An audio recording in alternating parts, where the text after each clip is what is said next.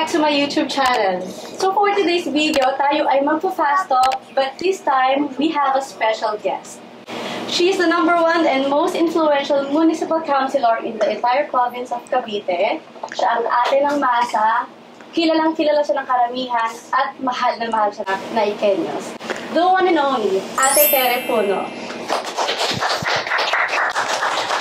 Hi, my baby. Hello.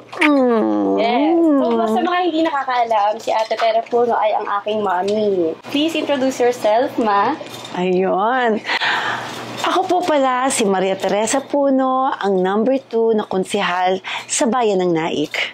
Maraming salamat po sa lahat ng sumusubaybay at lagi po nating tandaan yung naging tagumpay po ay tagumpay po nating lahat, lalo na po sa ating bayan sa Naik. So for today's video, tayo ay magpa-fast talk. Meron ako 3 difficulties sa aking questions. Meron tayong easy, medium, and hard.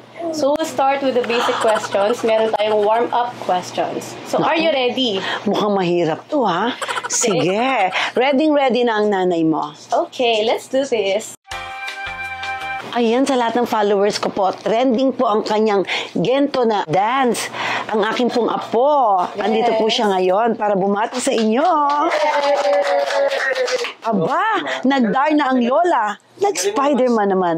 Si Reed. Yeah, so this is Reed Johansson Acosta. Yun! Ang gwapo-gwapo, di po ba? Mana sa lola. Yes. Eh, Reed, meron tayong mga regalo sa kanila. Ano sasabihin mo, apo? Ito po para sa inyo. I love you. Yay!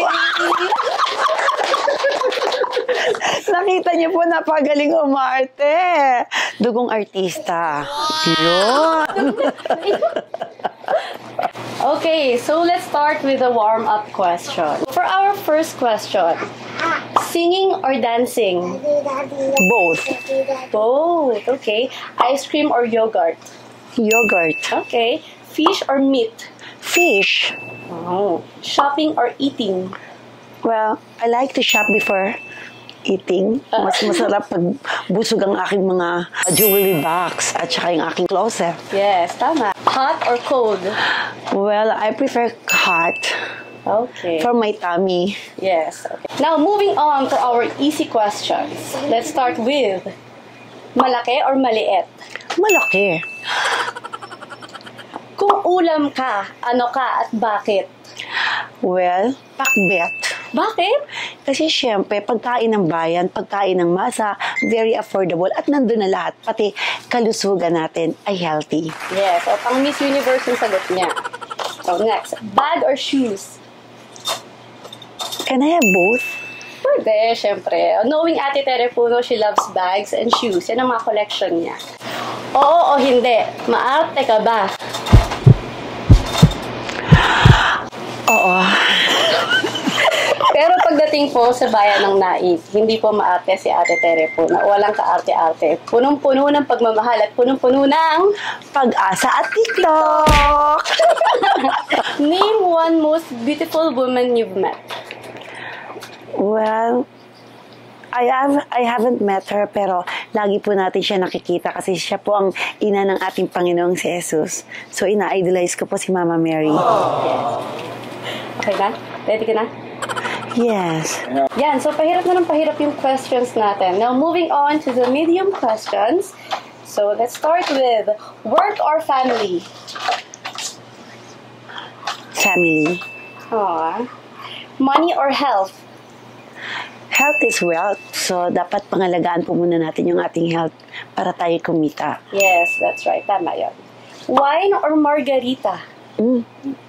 For now, because of my tummy, of my situation now, wine po muna tayo. Paksiw or picadillo? Paksiw. Native kasi siya eh.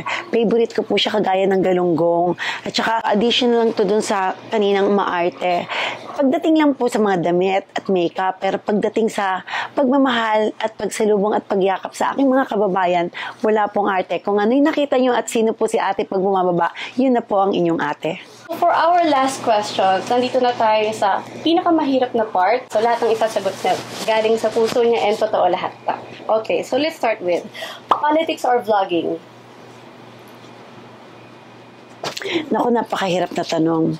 Pero gusto ko po yung politics kasi gusto ko pa rin pong tumulong. Vlog, we can always do that anytime, anywhere, kahit anong oras. Pero yung politics po, huwag po nating haluan ng politika. Pagtulong po yun. Politics or real estate? Well, sa real estate, if I'm going to do it, makakatulong po rin ito para sa ating mga kababayan. Kaya sa real estate po tayo dahil pwede namang samahan ng politics both. What makes you happy, Ma? Well, of course, one is, marami po kasi akong dasal. Hindi lang po sa aking pamilya, sa aking sarili, but for everyone. Hindi lang po sa bayan ng Naik, sa buong nangangailangan ng kagalingan, lakas ng pangangatawan sa lahat ng pagsubok. Ang nagpapalakas po sa akin yung makita ko kayo nakangiti, makatulong ako sa maliit o malaki o kahit anong bagay na alam kong pag nakarating po sa inyo, ito po ay makakatulong sa kahit anong paraan po. Kahit ano lang po, basta alam kong kinailangan nyo, nandun lang po si ate. Yun po yung nagpapasaya sa akin. So, kilala niyo na si Ate Tere Puro. Talagang matulungin siya. Napakabuti ng puso niya. So, if given a chance, would you run for a higher position? Yes or no, and why? I love